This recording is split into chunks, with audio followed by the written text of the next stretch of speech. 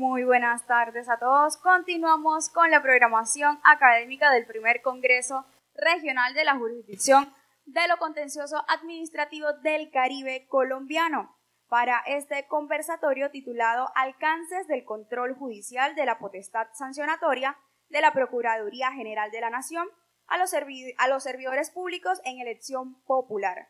Este espacio donde se abordará la revisión sobre las decisiones y sanciones imputadas por el Ministerio Público a través de la Procuraduría General de la Nación a quienes resulten electos por votación popular, en el sentido de establecer el alcance de esta competencia dentro del marco de la democracia participativa. Para este conversatorio contamos en el escenario con la presencia de la doctora Nadia Patricia Benítez Vega. Ella es magistrada del Tribunal Administrativo de Córdoba. El doctor William Hernández Gómez, ex consejero de Estado. El doctor Aníbal Rafael Martínez Pimienta, juez administrativo de Valledupar. El doctor José Luis Otero Hernández, juez administrativo de Cartagena. Y contamos con la moderación del doctor Luis Hernando Mesa Nieves, magistrado del Tribunal Administrativo de Córdoba. Muchas gracias. Una pequeña corrección, Luis Eduardo. ¿Listo? Bueno, disculpe. Buenas tardes. Después de este partido que nos dejó un poco expectantes con el triunfo de Colombia, vamos a ver si la expulsión del arquero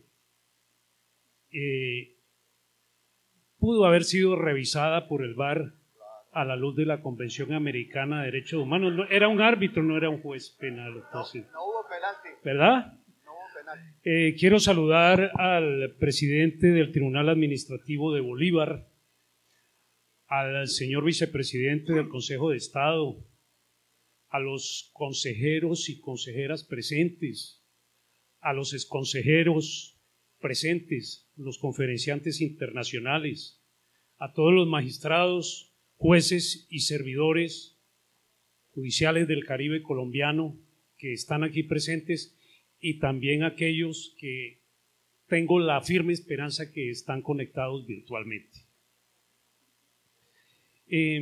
Primero quiero pues agradecer el honor de ser el moderador de este panel con un selecto grupo de panelistas y quisiera primero pues plantear las reglas del panel. Primero se hará un breve contexto de lo que es la función disciplinaria que ejerce la Procuraduría General de la Nación para sancionar a los servidores públicos de elección popular. Después formularemos unas preguntas a los panelistas para que en un término de 7 a 8 minutos puedan dar su respuesta y de acuerdo al manejo del tiempo haremos una pregunta conclusiva general para todos y después aventuraremos unas conclusiones sobre los comentarios que los panelistas hayan podido formular. Primeramente, hay que decir que el debate de este panel tiene un generador específico que es la sentencia del 8 de julio de 2020, a través de la cual la Corte Interamericana de Derechos Humanos condenó a Colombia por considerar que se había violado los derechos del entonces alcalde de Bogotá, Gustavo Petro, al ser sancionado con destitución e inhabilidad por 15 años, desconociendo el artículo 23, numeral 2 de la Convención Americana de Derechos Humanos, en el entendimiento de que solo un juez en un proceso penal podía tomar esa decisión sancionatoria y lo había hecho la Procuraduría General de la Nación, que era una autoridad administrativa. En esa sentencia se le ordenó a Colombia redefinir, modificar su legislación interna para adecuarla a la Convención Americana. Entonces viene el segundo elemento, que es la Ley 2094 de 2021, mediante la cual se pretende cumplir con esa sentencia de la Corte, y posteriormente aparece a través del control de constitucionalidad la sentencia C030 del 16 de febrero de 2023, en la cual declara la inexequibilidad en general pues de los términos jurisdiccionales y ejecutoriadas en el entendido que la ley le había conferido una naturaleza jurisdiccional a la función disciplinaria de la Procuraduría, y acá se recogen velas con esta decisión. Igualmente se remarca que estas funciones son de naturaleza administrativa y no jurisdiccional. Igualmente, la Corte declara la exequibilidad condicionada del recurso extraordinario de revisión, diciendo o estableciendo que opera solamente cuando se impongan sanciones de destitución, suspensión e inhabilidad a servidores públicos en ejercicio de su cargo de manera automática e inmediata. Y por último, exhortó al Congreso de la República para que adopte un estatuto de los servidores públicos de elección popular, incluido un régimen disciplinario especial que materialice los más altos estándares de acuerdo a la Convención Americana, nacionales e internacionales, por supuesto. Hay un cuarto elemento y es una decisión del Consejo de Estado, un auto proferido por el consejero Gabriel Balbuena Hernández, que inaplica la Ley 2094 por razones de inconstitucionalidad y de inconvencionalidad. Ese auto resulta ser abocado por la Sala Plena del Consejo de Estado con fines de unificación con la ponencia de la doctora, la consejera Marta Nubia Velázquez Rico. Hay que decir, por último, en esta breve contextualización, que respecto de la sentencia que hemos mencionado, se produjo una solicitud de aclaración por parte del presidente del Consejo de Estado y además una solicitud de nulidad parcial por uno de los accionantes.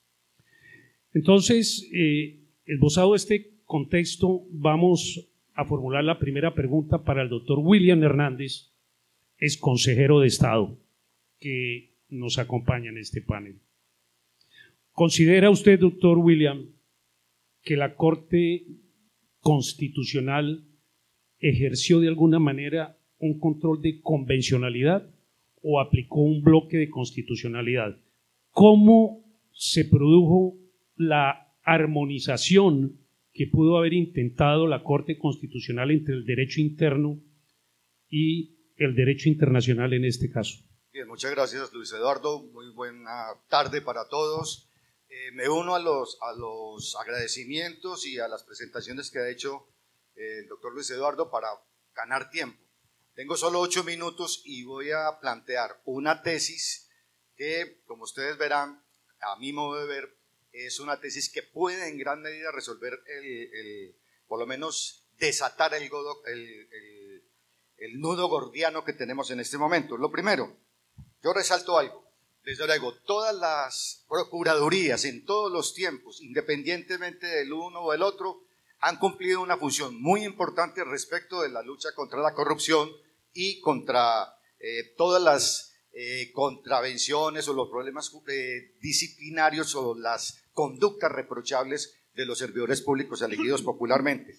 Independientemente de eso, que lo reconozco, el esfuerzo que ha hecho la Corte Constitucional en la C030, hay que aclarar primero una cosa: la Corte Constitucional no es una corte que haga control de convencionalidad. El que sí puede hacer control de convencionalidad es el Consejo de Estado, como efectivamente lo ha hecho. Entonces, lo primero que hay que aclarar. Lo segundo que debemos aclarar, y que a mi modo de ver es un punto de partida correcto en la C030, cuando habla del bloque de constitucionalidad. Y ese bloque de constitucionalidad viene incluso desde la C400 de 1998, cuando se habló del monismo moderado que se adoptaba en Colombia, entendiendo por monismo moderado que las convenciones y los tratados de derechos humanos y derecho internacional humanitario hacen parte de la constitución política. Entonces, Sobre esa premisa, no tengo tiempo de explicarla, voy a plantear lo siguiente. Lo primero, y sigo aquí la magnífica conferencia de esta mañana del profesor Chiassoni. ¿Qué nos dice Chiassoni? Nos dice que hay antinomias y planteó muy claramente la posible antinomia entre la Constitución Política y la Convención Americana de Derechos, específicamente el 23.2. Bueno, primer mito que quiero derrotar. Voy a ver si tengo éxito. El primer mito es que no existe esa antinomia entre el 23.2 y el 27.6 de la Constitución Política. ¿Por qué? Porque el 27.6 es muy claro al señalar que la Procuraduría tiene competencia para vigilar. Claro que tiene competencia para vigilar me refiero específicamente a los servidores elegidos popularmente. ¿Que los puede vigilar? Claro, tiene la competencia constitucional. Segundo, que los puede investigar, los puede sancionar, los puede sancionar. El punto que hay que mirar y hay que derrotar es que ahí no hay ninguna contradicción entre el 23.2 y el 27.6. ¿Por qué? Porque es que la Constitución Política no está diciendo, no ha afirmado, no le ha dado competencia a la Procuraduría para que limite, para que restrinja, para que suspenda los derechos políticos. Entonces, si tenemos ese punto de partida, esa premisa inicial, yo creo que allí comenzamos a entendernos, porque eso ha sido una pendiente resbaladiza en la que han incurrido tal vez la misma Corte Constitucional. Ahora, si vamos en la terminología del profesor Chiassoni, entonces decimos, hay una, a mi modo de ver, hay una pseudo conflicto o antinomia entre la Convención y la 23. Es aparente, no es real, pero en cambio sí tenemos una antinomia, y tal como la planteaba Chiassoni, es una antinomia axiológica. Voy a explicar por qué.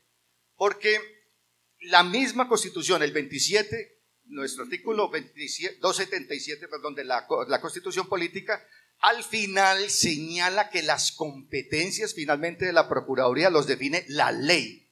La ley es la que define las competencias de la Procuraduría, y de esas competencias vamos a observar un poquitico, muy rápidamente, la historia. En la ley 200, en su artículo, a ver si me acuerdo en este momento, artículo 29 hablaba de sanciones principales y de sanciones accesorias, y en las accesorias se refería muy tímidamente, leo textualmente, a aquellos casos en que la conducta haya originado sanción penal.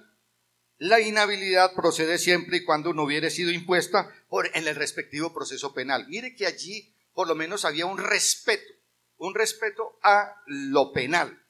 Bien, entonces, dejando esa premisa allí, me ubico nuevamente. Entonces, si hay una antinomia real, ¿por qué la contrastamos? Porque esa antinomia axiológica, es decir, de valores, la contrastamos con las penas accesorias que tiene definido el Código Penal. ¿Cuáles son las penas accesorias que tiene definido el Código Penal? El tiempo de inhabilidad para cumplir funciones públicas y para participar en las elecciones populares. ¿Cuánto es el término? ¿Cuál es el término? El mismo de la pena. Entonces aquí tenemos un problema de valores muy importantes. ¿Por qué el Código Penal frente a un delito solo genera una inhabilidad de lo que equivale a la pena? Bueno, puede ser de 20 años, si se supone que es un homicida, es lo peor, allí lo cubriría perfectamente. Pero en otros casos de delito también no contempla sino 3, 4, 5, 6 años, y ahora con todas las garantías que tienen, pues bueno. Entonces, en conclusión, no existe una verdadera antinomia entre la Convención y el 277.6. Pero sí existe en el tema penal. Entonces vamos a la segunda gran premisa dentro de mi exposición, ¿no? La segunda gran parte. La segunda gran parte es cómo resolvemos entonces el nudo gordiano, que yo creo que en este momento tenemos que enfrentarnos a eso. Mire, la Corte Constitucional en la C030 bien pudo resolver la sí verdadera antinomia entre lo que es la normativa que trae la ley disciplinaria que la 734 fue la que comenzó a avanzar y ser mucho más gravoso las sanciones, las inhabilidades de los servidores públicos. Entonces, ese nudo gordiano, ¿por dónde pudo resolverse? Se pudo resolver en el mismo artículo primero que analizó la Corte Constitucional, que dice en su último inciso, ¿qué es lo que dice? Que la acción disciplinaria es independiente de cualquier otra que pueda surgir. Entonces aquí es donde hay que entrar a resolver esa vieja discusión que existe entre la prejudicialidad de lo disciplinario y lo penal. Es que se parece, yo lo viví en las investigaciones, en las demandas de nulidad y restablecimiento del derecho de los hermanos Samuel e Iván Moreno, donde investigación penal por un lado, investigación disciplinaria de la Procuraduría por otro lado, y la nulidad de restablecimiento. Y yo pregunto, ¿pero qué es este despilfarro de esfuerzos institucionales en donde se está investigando el mismo testigo, lo interrogan aquí, lo interrogan allá, y termina también siendo interrogado en nulidad de restablecimiento del derecho?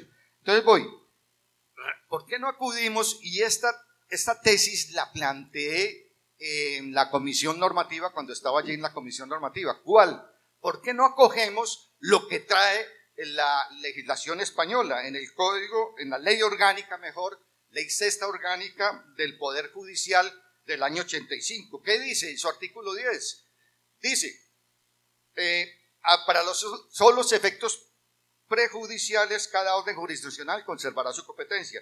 Dice, no obstante la existencia de una cuestión prejudicial penal de la que no pueda prescindirse la debida decisión o condiciones directamente, será suspendido. Se suspende la actividad de la Procuraduría, queda suspendida temporalmente y inmediatamente tiene que irse a lo penal, porque lo penal es lo que realmente justifica cualquier inhabilidad, cualquier restricción de derechos políticos. Estamos hablando de eso. Y voy a la última tesis, no sé si el tiempo se me pasó, pero la última tesis es fundamental. Tranquilo, continúe. Gracias. Tiempo de reposición. Bueno, es la que...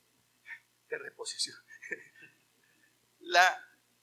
La última tesis creo yo que es muy clara.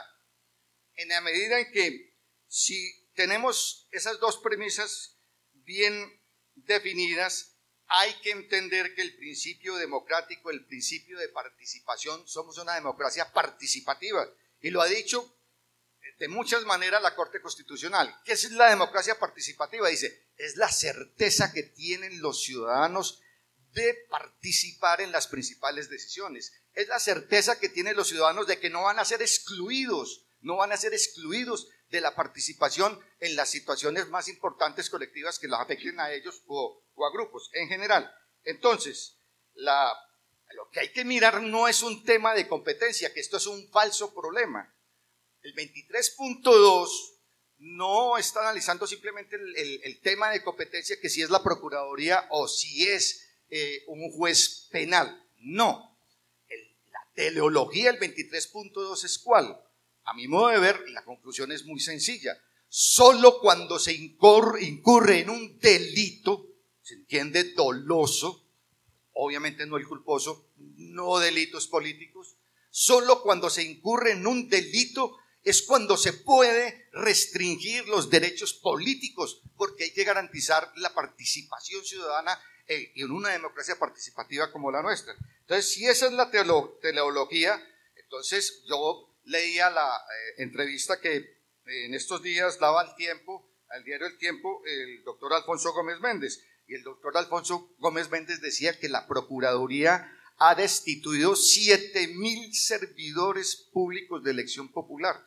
Yo no sé si esa cifra es verdad o no, pero pongámosle que sea 3.000, 7.000. Entonces yo me pregunto, son 7.000 bandidos, 7.000 bandidos. Y mire lo que nos decían antes los profesores norteamericanos, nos señalaban, es que hay que entender cómo lo que se ha vivido realmente en el país después de la Constitución del 91, que fue cuando la Procuraduría tuvo la competencia para inhabilitar a los servidores públicos elegidos popularmente, cómo se fracturó por completo los partidos políticos, y hoy tenemos una metástasis de partidos, de grupos, de asociaciones, etcétera, etcétera. Entonces yo me pregunto, es que quizás estamos en lo que se ha denominado el lawfare, es decir, la guerra jurídica entre los opositores, y esa guerra jurídica se ha judicializado, porque ni siquiera es entre la oposición izquierda y derecha, es que es entre los mismos grupos. Nosotros lo hemos vivido en las pérdidas de investidura.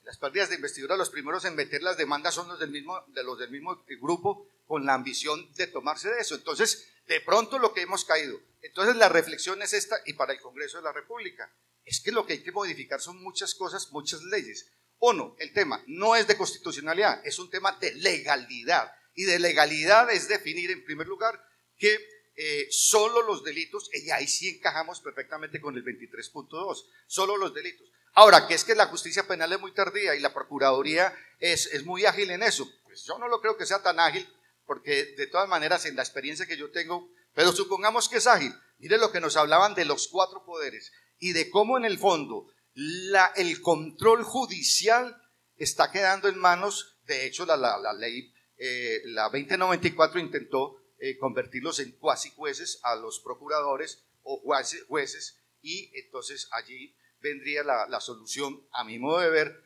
prejudicialidad, y que la Procuraduría puede convertirse como una especie de fiscalía acusadora ante el juez penal. Es decir, en vez de andar paralelamente, lo que deben de andar es coordinadamente con la intención de condenar a los delincuentes. Esos son los que tienen y pueden perder y deben perder los derechos políticos. Muchas gracias y perdone por el tiempo. No, señor, muy bien.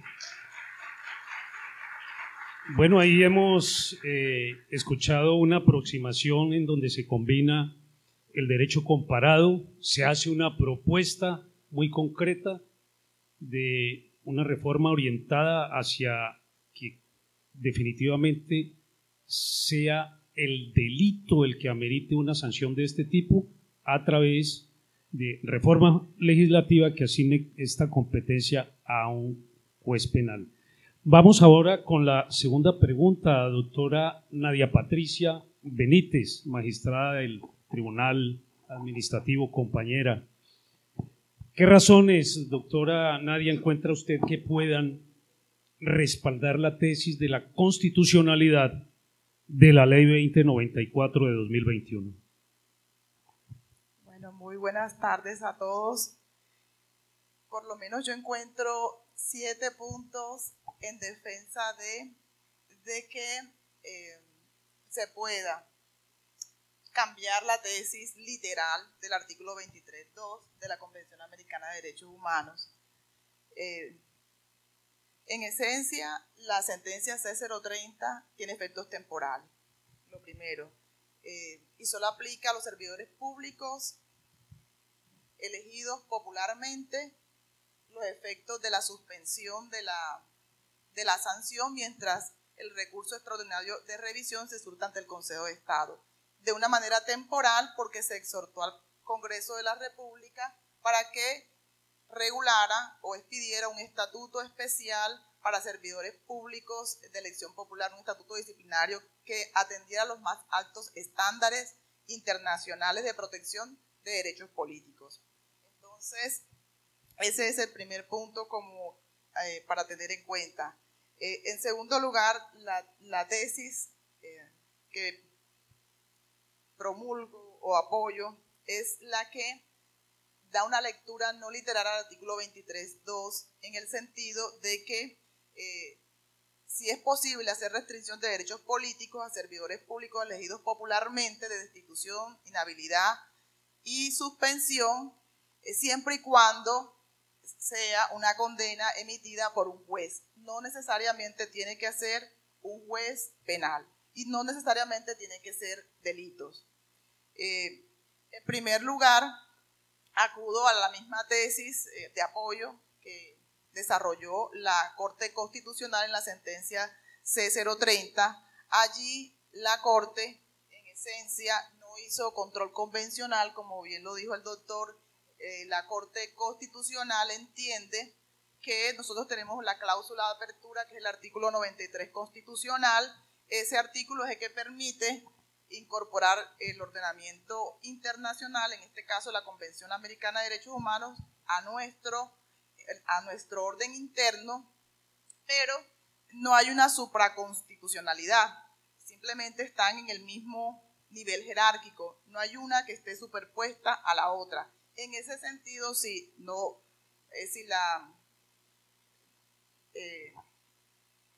la controversia jurídica o interpretativa o la antinomia normativa se da en ese nivel, no nos lo resuelve el principio de jerarquía, porque no hay una por encima de la otra. Entonces, lo procedente es lo que hizo la Corte. ¿Qué hizo? Aplicó lo que decía el maestro esta mañana, el principio de coordinación, las relaciones de complementariedad, y en esa medida armonizó el ordenamiento interno colombiano con el estándar internacional, sin darle prelación a otro y atendiendo que no solamente iba a ser la contrastación con el artículo 26, 27, 277, 276 de la Constitución, sino que hay otras normas constitucionales que prevén que haya autoridades que no son penales y que terminan impidiendo que un funcionario escogido popularmente no continúe en el cargo. Entonces, lo primero, pues, para mencionar el principio de armonización, y allí se menciona, en esa sentencia se menciona, por ejemplo, los juicios políticos que lleva a cabo el Congreso con respecto al presidente, que una fase en la Cámara de Representantes, la otra en el Senado. Se hace alusión también a lo que corresponde a la jurisdicción de lo contencioso administrativo. Nosotros llevamos procesos de pérdida de investidura y procesos de nulidad electoral, y no son causas penales, pero la persona no termina el periodo. Entonces, en ese proceso de intentar armonizar el estándar del artículo 23.2 y nuestras instituciones propias, promuevo o apoyo la tesis según la cual hay que armonizar, y en esa armonización no se puede entender literalmente el artículo 23.2, es decir, que es constitucionalmente admisible y a la luz de la Convención y por otros motivos que voy a exponer, entender que es válido hacer restricción de derechos políticos a servidores públicos elegidos popularmente, de suspensión, destitución e inhabilitación, siempre y cuando esté por medio o quien decida sea un juez, sin importar que sea una autoridad o en un proceso penal y que se trate de delitos. Para ello también me apoyo en los tratados de la lucha contra la corrupción que tiene suscrita Colombia.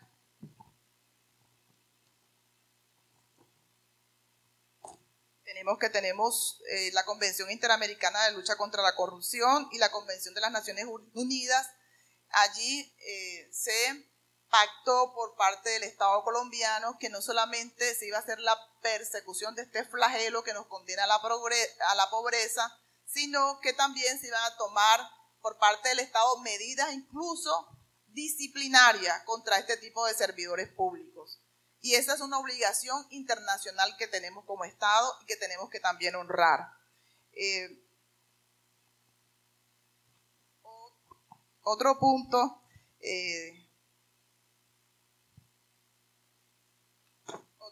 que llama la atención de los efectos de la sentencia C030 del 2023.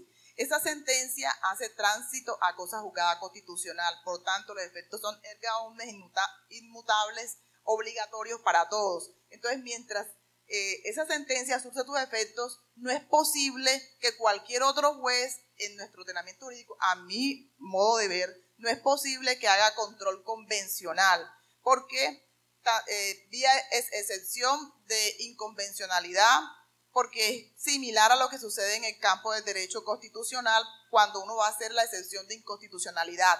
La puedo hacer siempre y cuando la Corte Constitucional no haya revisado la constitucionalidad de la norma. Pero si ya la Corte revisó la constitucionalidad de la norma y dijo que es exequible, en este caso lo dijo y bajo unos condicionamientos, no es posible que yo como operador jurídico desconozca los efectos de cosa juzgada, los efectos erga omnes de esta sentencia C030, alegando que voy a hacer control convencional. Ese es el tercer punto. Desde el derecho comparado, si miramos, por ejemplo, un país que hace parte del sistema interamericano como México, en México se cumple este principio de jurisdiccionalidad a través de ¿qué? Están las contralorías o la secretaría de las contralorías que hacen la fase de la investigación, y en el evento en que ellos distinguen faltas graves y faltas no graves. Si son faltas graves cometidas por el servidor público, entonces quien hace procedimiento de juzgamiento y de tasación de la condena es un juez o el Tribunal de Justicia Administrativa. Y así se cumple el estándar. ¿Cuál es el principio de legalidad, de jurisdiccionalidad, necesidad y proporcionalidad?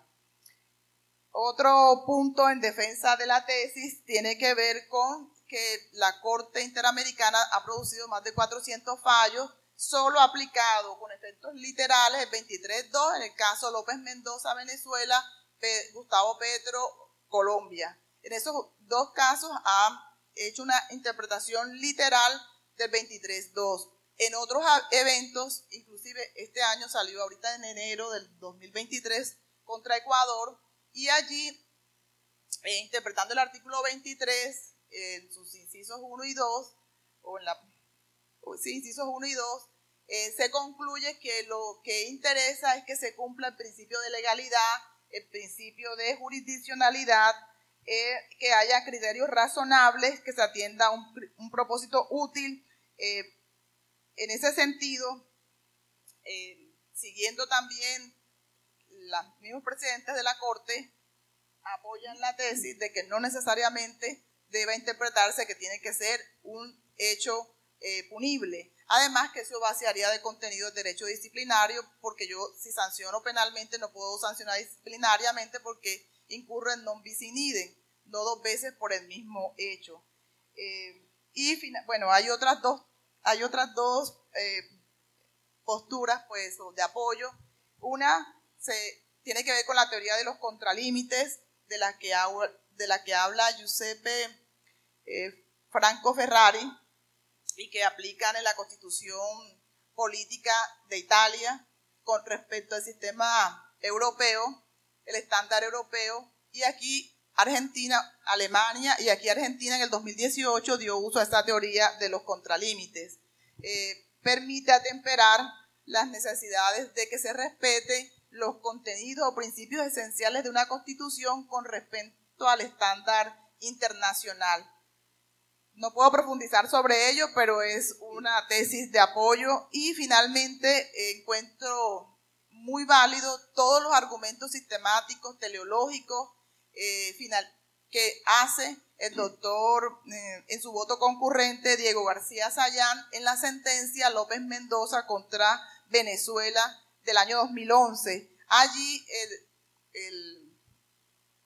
el doctor señala que haciendo una interpretación sistemática, dinámica, evolutiva de la convención, tiene 54 años la convención a hoy, los tratados de lucha contra la corrupción son 1996, años 2000, entonces es atender la evolución del derecho a las nuevas necesidades y a esta lucha que hay que dar con respecto a los nuevos flagelos identificados que socavan la democracia, que es el pilar que se defiende. Lo que se prevé es defender esos derechos políticos de que haya interferencia por parte de una autoridad administrativa. Es decir, lo que se busca es la garantía del principio de jurisdiccionalidad a través de un debido proceso que garantice la presunción de inocencia y todas las garantías que implica la jurisdicción como tal, un proceso que lleva a cabo un juez. En ese sentido, esas serían las razones de apoyo a la sentencia C030. Gracias, doctora Nadia. Por supuesto, un aplauso merecido, con un recorrido no solamente desde el contenido de la misma sentencia C030 para encontrar razones de la constitucionalidad de la Ley 2094, sino también acudiendo al derecho comparado, principalmente a la invitación que hace la Corte en cuanto a ese principio de coordinación, de diálogo entre el derecho interno y el derecho internacional para propiciar una salida a el requerimiento de la Corte Interamericana. Vamos con la siguiente pregunta para el doctor Aníbal Martínez Pimienta, juez coordinador de los juzgados administrativos de Valledupar. Doctor Aníbal, ¿qué entendimiento tiene usted respecto de decisiones relevantes que optaron por inaplicar las normas de la Ley 2094? Particularmente porque consideraron que no se cumplían con los estándares de la Convención Americana. Gracias, doctor Luis Eduardo. Buenas tardes para todos. Sí, efectivamente, hay una reciente providencia del Consejo de Estado donde se decidió inaplicar algunas normas de la Ley 2094 del 2021. Antes de referirme a ella, pues le contesto anticipadamente la pregunta al doctor Luis Eduardo. Mi entendimiento como juez de esta decisión de inaplicar normas de la Ley 2094 del 2021 por no cumplir los estándares de protección de los derechos humanos de los elegidos popularmente, no puede ser otra que observar que efectivamente no existe una posición pacífica en el seno de la corporación sobre la interpretación del artículo 23.2 de la Convención Americana de Derechos Humanos, que dispone, ya se ha dicho, que solamente los derechos políticos solamente pueden ser restringidos a través de un juez en proceso penal. Y veo también, mi visión es que es una interpretación literal y vertical de esta disposición convencional, en lo que podría llamarse un verdadero ejercicio de convencionalidad. Para el efecto, voy a referirme muy brevemente, porque por razones de tiempo, a la providencia del 19 de mayo del 2023, bien reciente, radicado de 2023, 871, consejero ponente Gabriel Balbuena Hernández. Se decidieron tres cosas.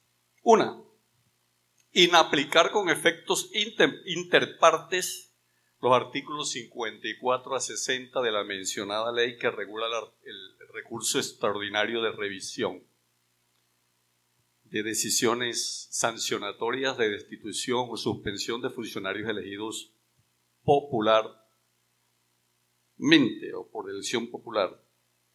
No abocar ese recurso extraordinario de revisión que interpuso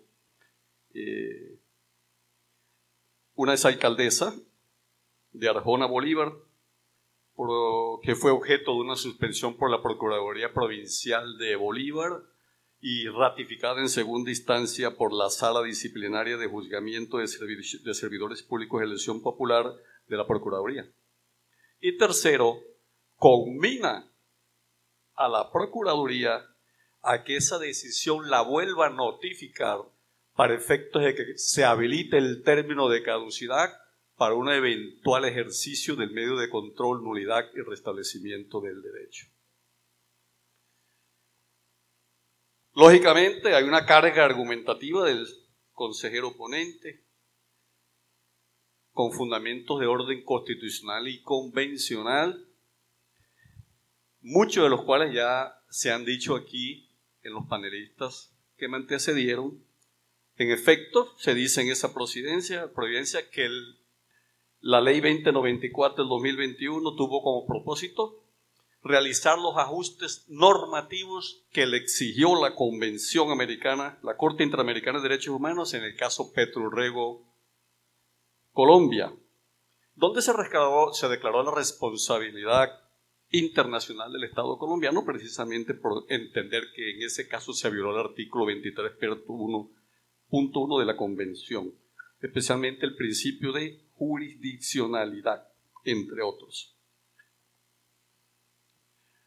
Se precisa además en las motivaciones de esa importante providencia que esta ley, en su propósito de armonizar el derecho interno con la norma convencional, reguló el recurso extraordinario de revisión y le asignó funciones jurisdiccionales a la Procuraduría.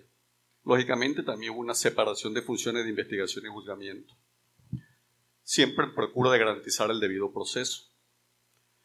También se cita en la audiencia, en la providencia, que la sentencia 030 del 2023 declaró inexequible las funciones jurisdiccionales, ya es conocido por todos, en el entendido de que ese órgano de control expide son actos administrativos sancionatorios.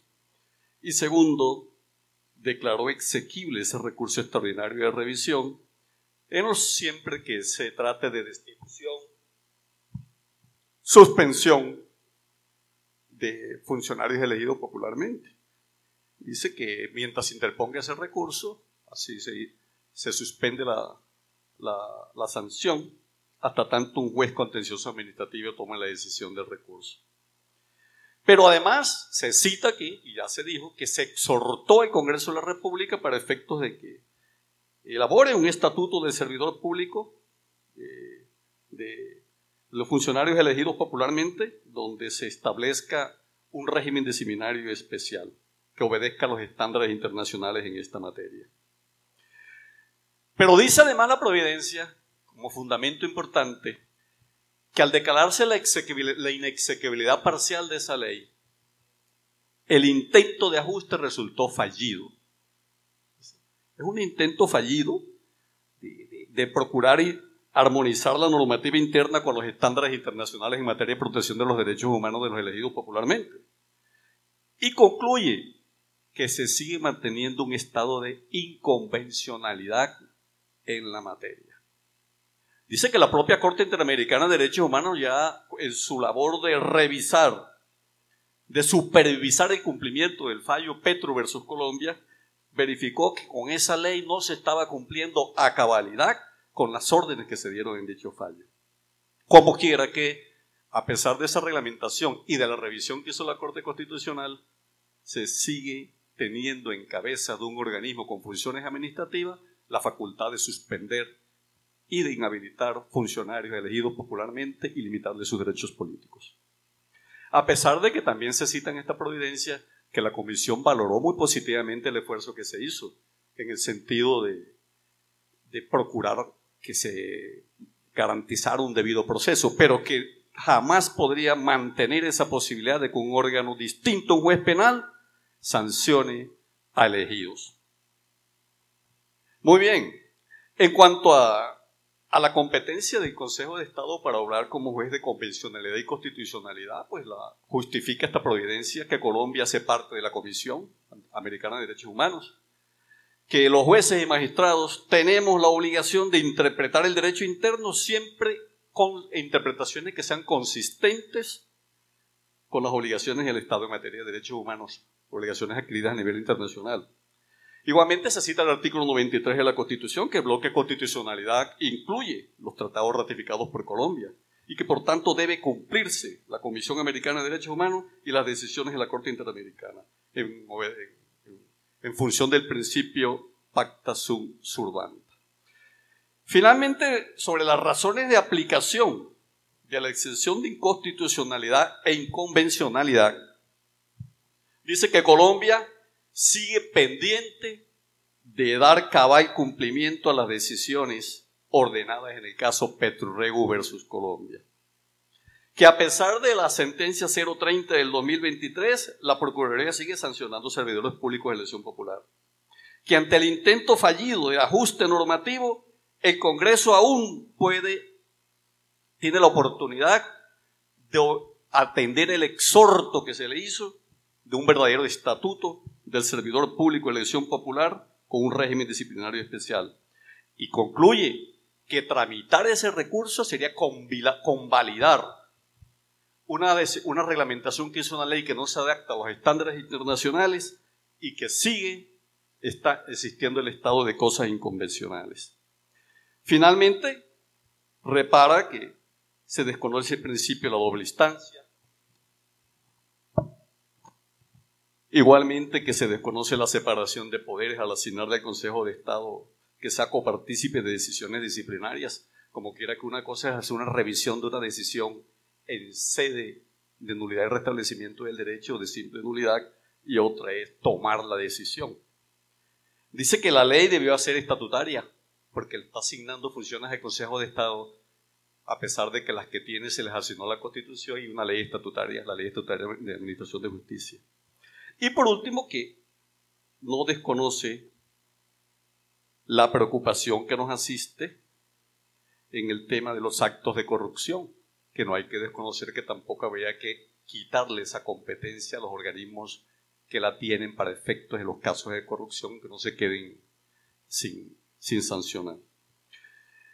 Esta sentencia, esta providencia dio lugar a que la Sala Plena de lo Contencioso Administrativo, en auto del 8 de agosto del 2023, con ponencia de la consejera Marta Nubia Velázquez, asumiera, abocara el conocimiento por importancia jurídica, trascendencia social y necesidad de sentar jurisprudencia, el recurso de súplica que se interpuso contra esta decisión. Reitero, mi visión es que la discusión está abierta y que estas decisiones de inaplicar obedecen a una interpretación literal de la norma convencional contenida en el artículo 23.2.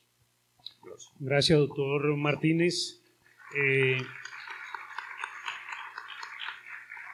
Bien, ahí vemos cómo se resaltan los argumentos para establecer la inaplicación desde el punto de vista de la inconstitucionalidad que advierte el magistrado ponente en este caso y también de los argumentos de inconvencionalidad que él encuentra para la inaplicación que tuvo objeto con su decisión.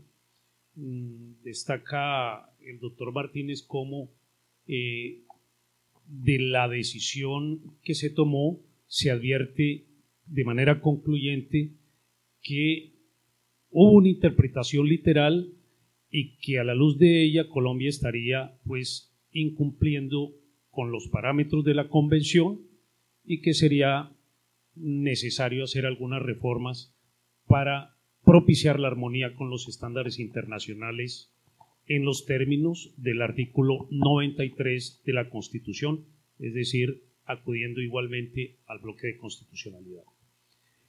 Doctor Otero, juez administrativo de Cartagena, usted está aquí como anfitrión en este panel. Doctor, el presidente del Consejo de Estado hizo una solicitud de aclaración a la sentencia C030. ¿Qué reflexión le merece a usted de cara a la configuración que podría tener esta función disciplinaria o potestad sancionatoria que nos encontramos examinando? Muchas gracias, doctor Mesa. Buenas tardes a todos y a todas. La pregunta que usted plantea es interesante porque la sola circunstancia de que una alta corporación solicite a otra la aclaración de un fallo nos muestra que estamos frente a un tema que conceptualmente está inacabado, está en construcción y que seguramente tendrá muchos desarrollos legislativos y jurisprudenciales en lo sucesivo. En efecto, en agosto de este año, el presidente del Consejo de Estado solicitó a la Corte Constitucional que aclarara el alcance y sentido de la sentencia C030 de 2023. Antes de referirme al contenido de esa solicitud, hay que tener en cuenta que, según la jurisprudencia de la Corte Constitucional, por regla general, sus providencias no son susceptibles de aclaración. Eso lo ha dicho la Corte basándose en el artículo 241 de la Constitución, que le confía a la Corte deberes que, según la norma, deben ejercerse en los estrictos y precisos términos de esa norma, y la norma no prevé esa posibilidad de aclarar las providencias. Sin embargo, en casos muy excepcionales y bajo condiciones específicas, la Corte ha aclarado algunos de sus pronunciamientos, pero entonces eso nos plantea que esta solicitud de aclaración que hace el presidente del Consejo de Estado va a tener que superar un tamiz muy fino para que haya un pronunciamiento de fondo sobre ella. Eso es lo primero. Ahora bien, uno de los requisitos que ha exigido la Corte Constitucional para que proceda a la solicitud de aclaración es lo referente a la legitimación por activa. El Consejo de Estado, al presentar su solicitud, fundamenta esa legitimación diciendo: esta corporación es la competente para tramitar y resolver el recurso extraordinario de revisión, y con la modulación que ha hecho la Corte en la sentencia C030, pues se ha variado, ha cambiado en forma importante tanto el ámbito procesal como sustantivo de este recurso. En esa medida han surgido, dice el Consejo de Estado, algunas dudas objetivas y razonables que deben ser aclaradas. ¿Cuáles son los puntos de la solicitud de aclaración? En primer lugar, hace referencia el señor presidente del Consejo de Estado a la prescripción de la acción disciplinaria, porque en la sentencia de la Corte se dice que la decisión sancionatoria que impone o que toma la Procuraduría no constituye la sanción definitiva, puesto que deberá ser revisada por el juez de lo contencioso administrativo. La norma original, es decir, la Ley 2094, antes de la modulación, estipulaba que la decisión sancionatoria tenía carácter jurisdiccional y que su revisión era eventual en un trámite distinto al disciplinario. Es decir, se distinguía el trámite disciplinario que se surtía ante la Procuraduría de la eventual revisión que se surtía ante lo contencioso administrativo. Recordemos que la norma decía que esas decisiones tenían carácter jurisdiccional, pero al perder ese carácter en virtud de la declaratoria de inexequibilidad, el Consejo de Estado considera que el juez entra a ser parte de ese sistema de investigación y juzgamiento disciplinario, porque la revisión vendría a ser como una etapa más dentro de ese trámite, que la revisión es obligatoria, es oficiosa, es automática y además es integral. Entonces se pregunta, ¿qué pasa con la prescripción de la acción disciplinaria? ¿Será que la prescripción solo va a cobijar el trámite que se surta ante la Procuraduría o también se va a extender al trámite que se va a surtir ante el Consejo de Estado? Eso es una duda que estoy seguro generará múltiples debates y controversias. Entonces creo que sí es un tema que debe ser aclarado. También se pregunta el Consejo de Estado sobre la procedencia misma del recurso extraordinario de revisión. La redacción original del artículo 54 de la Ley 2094 de 2021 establecía la procedencia general del recurso extraordinario de revisión sin distinguir si el funcionario era o no de elección popular.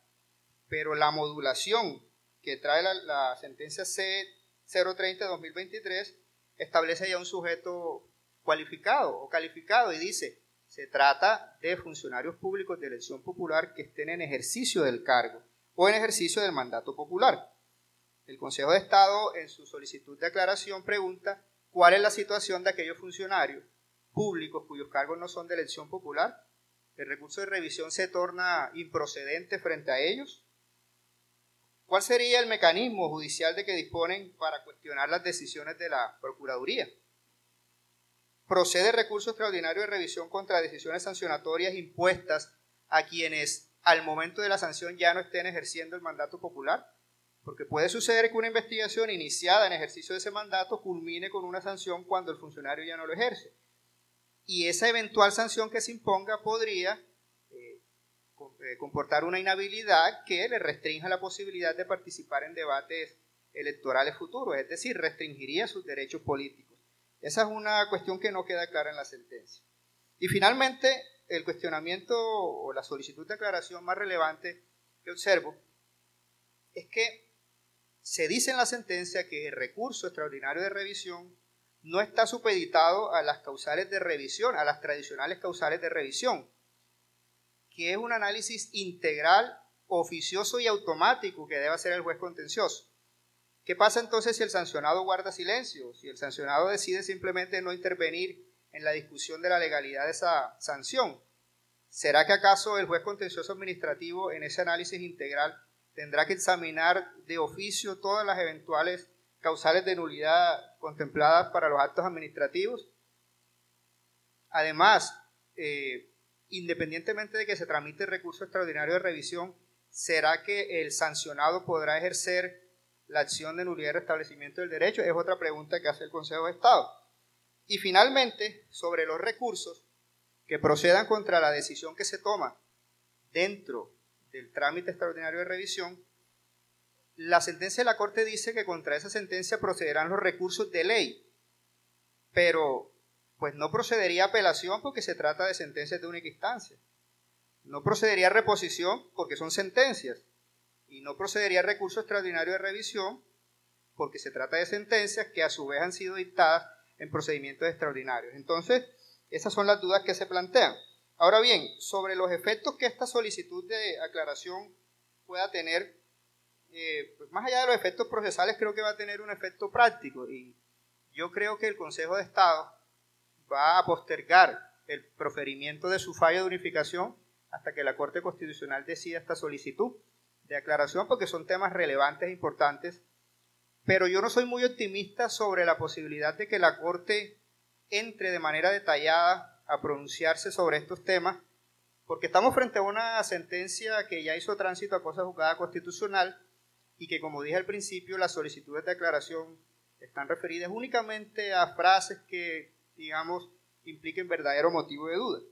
Yo no creo que, es muy probable que una decisión aclaratoria alcance o sea suficiente para enmendar o hacer por lo menos más inteligible la sentencia C030 de 2023.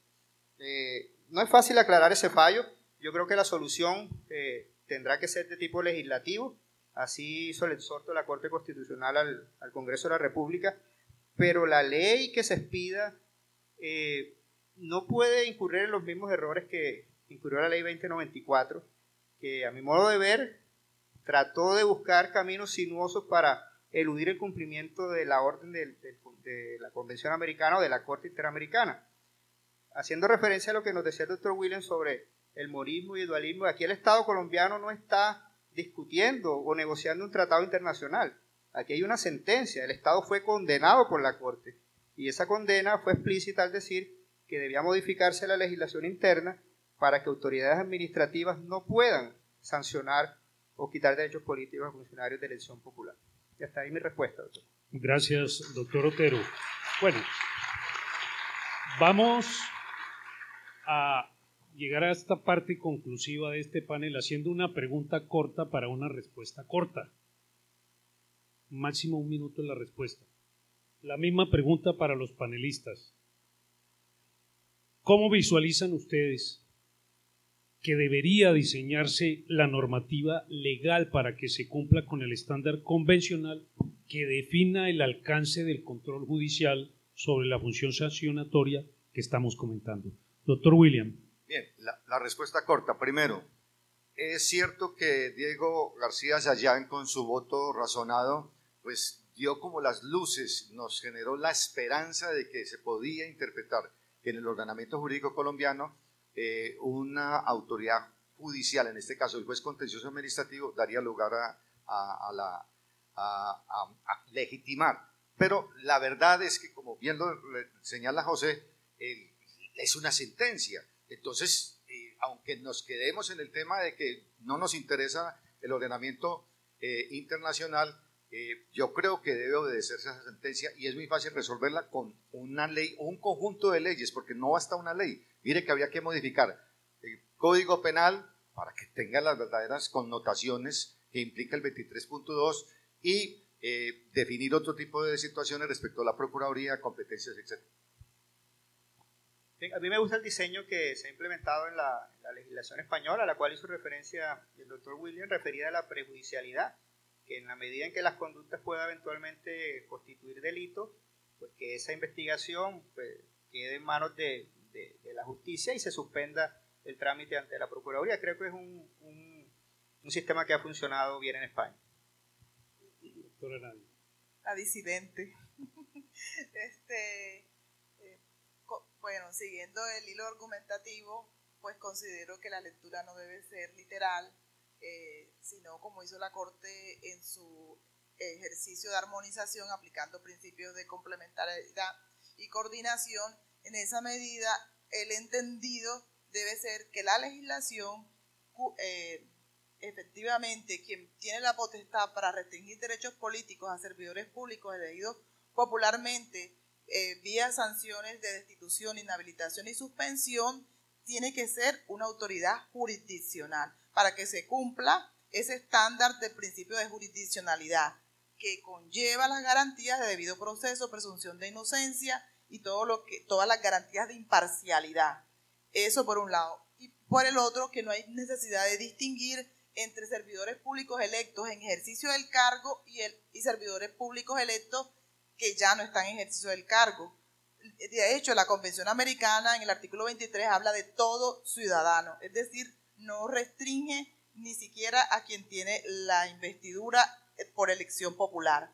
Entonces, la medida se garantizaría siempre y cuando sea la sanción impuesta puede ser la justicia administrativa, como sucede en México, y que la Procuraduría haga las funciones de investigación, una opción, o la otra opción que sean tribunales disciplinarios, así como lo tenemos en el caso de abogados, jueces, fiscales y magistrados, que es un órgano de la rama judicial que nos garantiza los principios de independencia, imparcialidad y todo lo que hemos mencionado. Muy bien. Doctor, finalizamos. Muy bien, pues apartándonos un poco de la interpretación de que tiene que ser literal un juez en proceso penal y atendiendo a la posición del voto del juez García Sayán en el caso López contra Venezuela, que lo importante y crucial es que sea una autoridad judicial, digo, ¿por qué no podría reformarse el CEPACA? Así como hay el proceso de pérdida de investidura, que es un proceso judicial, ¿por qué también no puede haber reglamentado un proceso judicial para cuando se trate de faltas disciplinarias que la Procuraduría instruye y que sea el juez penal contencioso, el juez contencioso el que decida? Ok, vemos entonces que este panel quedó como el partido de Colombia y Uruguay, empatado. 2, porque sea un juez penal, 2, porque pudiera ser, o sea, sí, un juez, no necesariamente un juez penal, pero en suma que a través de esta reforma se le pueda dar también un cumplimiento a la Convención Americana, en un caso con una interpretación amplia, en el otro con una interpretación un poco más restringida. Me abstengo de ampliar las conclusiones por razones de tiempo y les agradecemos su atención. Muchas gracias a los panelistas. Agradecemos a usted, doctor Luis Hernando, por moderar este espacio y también a nuestros invitados.